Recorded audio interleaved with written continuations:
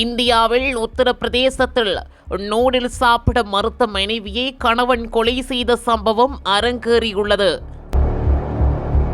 உத்தரப்பிரதேச மாநிலம் ஆக்ரா மாவட்டத்தில் கண்டோலியில் உள்ள நந்தலால்பூர் பகுதியில் அழகு சாதன பொருட்கள் விற்பனை செய்யும் தொழிலை நடத்தி வந்தவர் சந்தீப்.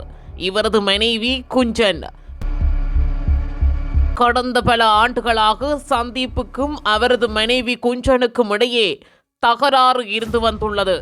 வேறு ஒருவருடன் தொடர்பு வைத்துள்ளதாக இருவரும் ஒருவரை ஒருவர் சந்தேகித்துள்ளனர்.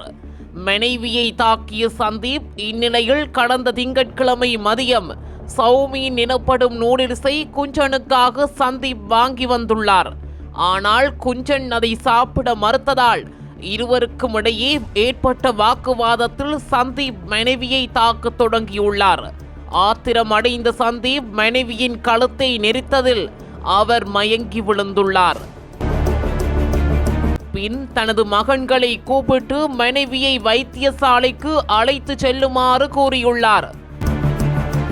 அவர்கள் சென்றதும் சந்தீப் மனைவியை கொன்றதாக கூறி போலீசில் சரணடைந்துள்ளார். குஞ்சன் இறந்துவிட்டதாக வைத்தியர்களும் அறிவித்துள்ளனர். சந்தீப்பை கைது செய்து போலீசார் சிறையில் அடைத்துள்ளனர். இதுபோன்ற செய்திகளை உடனுக்குடன் அறிந்து கொள்ள தமிழ் பிளஸ் யூடியூப் சேனலை மறக்காம சப்ஸ்கிரைப் பண்ணுங்க, கமெண்ட் பண்ணுங்க, ஷேர் பண்ணுங்க.